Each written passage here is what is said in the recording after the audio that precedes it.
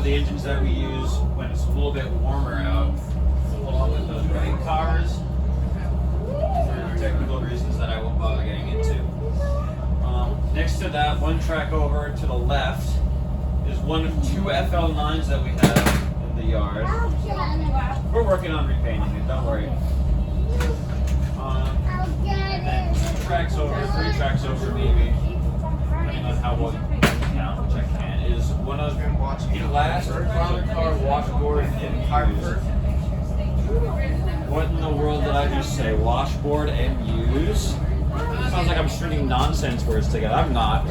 It looks like an old-time washboard, which you might know what they are, you might not. And MU stands for multiple units, like these, except with electricity on the top.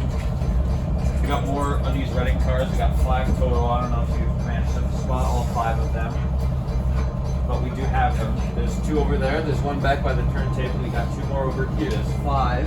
There were 6 total, but the 6th one unfortunately is no longer with us. Got scrapped a while ago. Coming up after this is a dark red, almost a brownish kind of car, and that's the railway post office car. Yeah. It's exactly what you think it is. It's a post office on wheels. There's an interesting story behind that. This was built 1910, but at that time, railroads shipped the mail. The government trusted the railroads to get the mail from point A to point B as fast and as reliably as they could. That's why cars like that exist. These cars made big money for the railroads. Old trains, post office cars, and baggage cars. Going through the night called fast mails. That's what some of them were actually called fast. You can see both Their only job was to and get the mail Amtrak from trains one at all point those to stations. the other. And when the government decided that they didn't want the post offices, when the post office said no more PO cars, then they just took them off. And there went all the railroad's money. And the passenger trains as a result of that.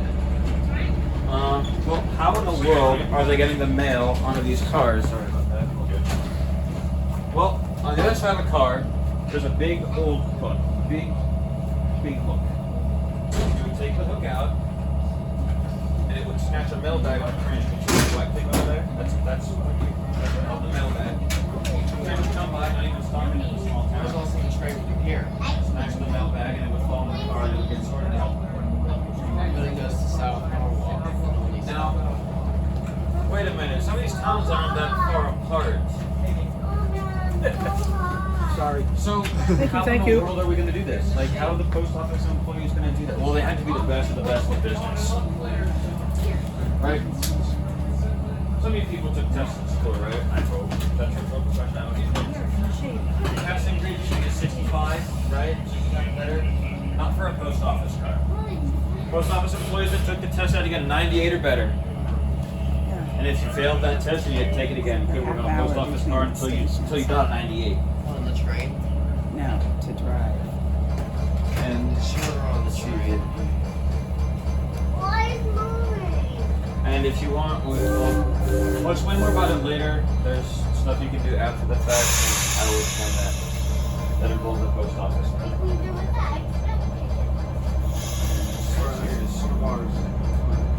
Do you have one?